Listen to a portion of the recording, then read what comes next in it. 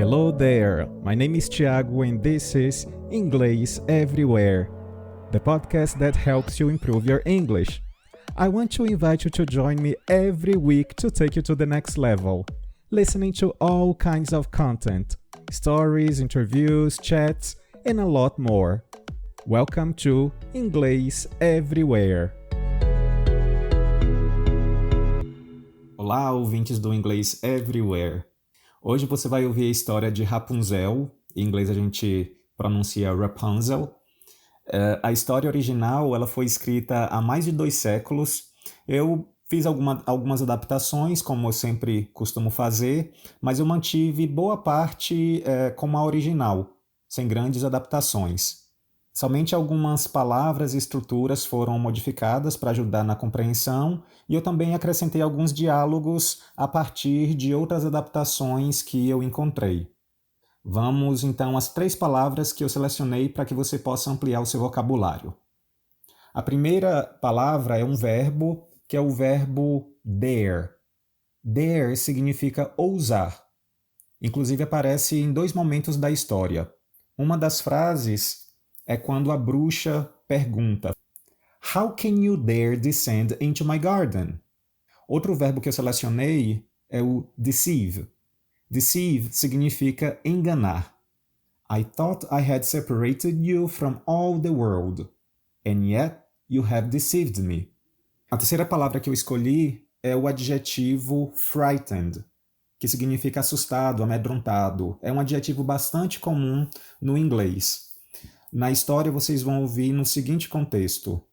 At first, Rapunzel was terribly frightened when a man came to her. As palavras que eu tenho escolhido para colocar na introdução aqui do nosso episódio são palavras que são bem recorrentes, são de alta frequência no idioma. Então, dessa forma, é interessante que vocês deem uma notada quando puderem e tentem fixar, comecem a observar enquanto vocês assistem séries de TV ou escutam alguma música, porque são realmente palavras de uso bastante comum no idioma. Uma estratégia interessante para você utilizar enquanto você escuta o podcast é você acompanhar as transcrições das histórias e das biografias que eu tenho lido aqui para vocês no podcast. Então, lá no blog já tem disponível todas essas transcrições. É só você acessar o ingleseverywherepodcast.wordpress.com. Então vamos à nossa história do episódio.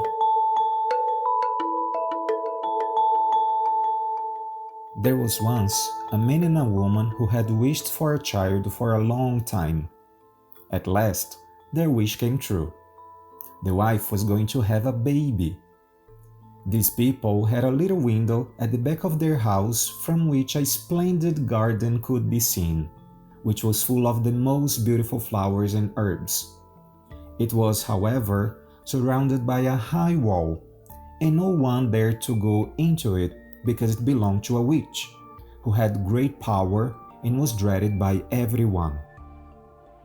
One day, the woman was standing by this window and looking down into the garden when she saw the most beautiful rampion, and it looked so fresh and green that she longed for it. She became weak and began to look pale and miserable. Then her husband was alarmed and asked, "What's the matter, dear wife?" "Oh," she replied, "if I can't eat some of the rampion, which is in the garden behind our house, I will die."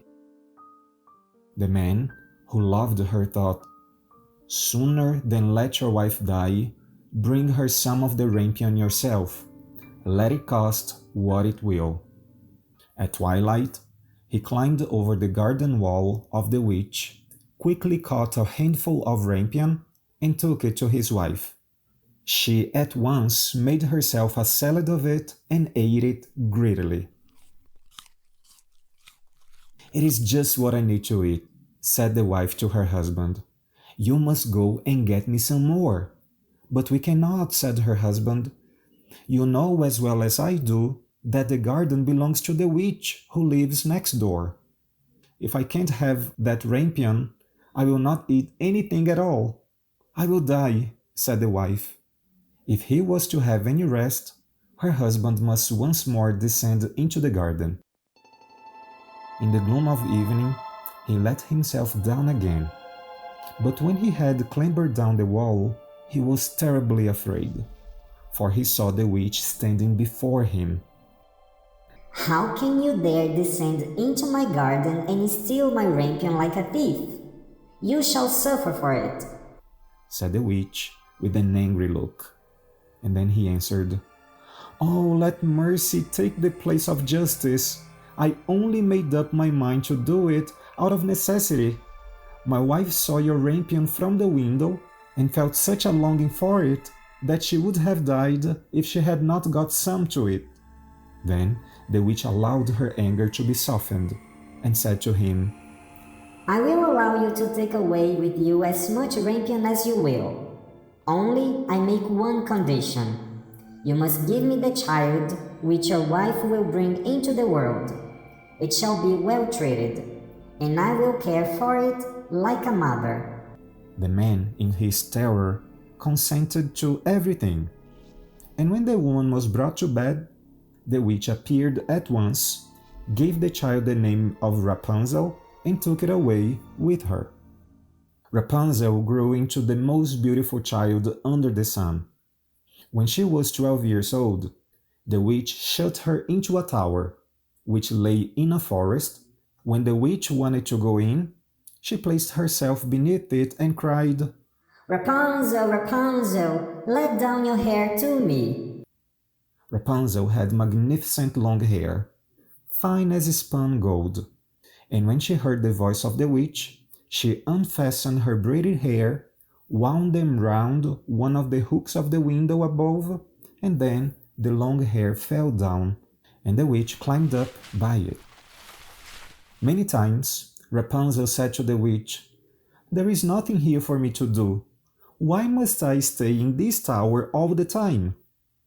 And the witch shouted back, "I already told you so many times. The world is a very bad place. Now go comb your hair and be quiet." "But is it really so bad out there? Sometimes I hear people laughing down below," Rapunzel would say sometimes. At such times, the witch would yell, "How many times do I have to repeat myself? Don't listen to anything you see or hear out there. The world is much worse than you think. You will stay in this tower forever, Rapunzel, so get used to it." One day, Rapunzel said to the witch, "I do not care what you say anymore. I'm so tired of staying here alone all the time. When you are gone, I will find a way to escape. I will run down the stairs and outside, no matter what you say." "Think again," said the witch. With her power, she made all the stairs in the tower fall down. She made the doors close up. Now there was no way for Rapunzel to escape. After a year or two, it came to pass that the king's son rode through the forest and passed by the tower. Then he heard a song, which was so charming that he stood still and listened. This was Rapunzel, who in her solitude passed her time in letting her sweet voice resound. The king's son wanted to climb up to her and looked for the door of the tower, but none was to be found. He rode home, but the singing had so deeply touched his heart that every day he went out into the forest and listened to it. Once, when he was standing behind a tree, he saw that a witch came there, and he heard how she cried, "Rapunzel, Rapunzel, let down your hair to me." Then Rapunzel let down the braids of her hair, and the witch climbed up to her. "If that is the ladder by which one mounts, I too will try my fortune," said he. And the next day, when it began to grow dark, he went to the tower and cried, "Rapunzel, Rapunzel, let down your hair to me." Immediately, the hair fell down, and the king's son climbed up. At first, Rapunzel was terribly frightened when a man, such as her eyes had never yet beheld, came to her. But the king's son began to talk to her quite like a friend, and told her that his heart had been so stirred that it had let him have no rest, and he had been forced to see her. Then Rapunzel lost her fear, and when he asked her if she would take him for her husband, she said yes, and laid her hand in his. She said, "I will willingly go away with you, but I do not know how to get down. Bring with you a ball of silk every time that you come, and I will weave a ladder with it. And when that is ready, I will descend, and you will take me on your horse." They agreed that until that time he should come to her every evening, for the old woman came during the day.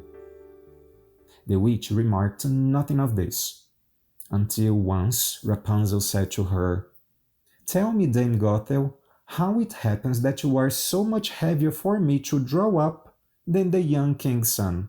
He is with me in a moment." "Ah, you wicked child," cried the witch. "what do I hear you say? I thought I had separated you from all the world, and yet you have deceived me."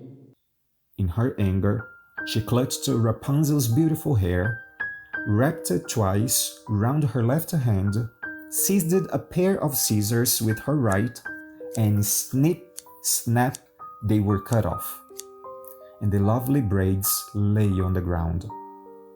And she was so pitiless that she took poor Rapunzel into a desert where she had to live in great grief and misery. On the same day that she cast out Rapunzel, however, the witch fastened the braids of hair, which she had cut off, to the hook of the window, and when the king's son came and cried, "Rapunzel, Rapunzel, let down your hair to me," she let the hair down. The king's son climbed up, but instead of finding his dearest Rapunzel, he found the witch, who looked at him with wicked and venomous looks. She cried mockingly, "Ha ha! You would fetch your dearest, but the beautiful bird sits no longer in the nest. The cat has got it, and will scratch out your eyes as well. Rapunzel is lost to you. You will never see her again." The king's son was beside himself with pain, and his despair he leapt down from the tower. He escaped with his life, but the thorns into which he fell pierced in his eyes. Then he wandered quite blind about the forest, ate nothing but roots and berries, and did nothing but lament and cry over the loss of his dearest wife. For 2 years, the poor blind prince wandered the world, looking for Rapunzel. From morning to night, he called for her, but it was no use. At last, he reached a desert. One day, he heard a beautiful voice singing. "Oh," he thought, "I know that voice." It was his dear Rapunzel. He went closer and closer to the voice he knew so well. "My prince," called Rapunzel when she saw him. The two of them hugged tightly. 2 tears of joy fell into the eyes of the prince. All at once, he could see again. And what happened next? Well, I'm sure you can guess. The prince and Rapunzel went back to the kingdom where the prince lived. They were married as soon as they could. The prince became king of the land, and Rapunzel became queen. The two of them lived happily ever after.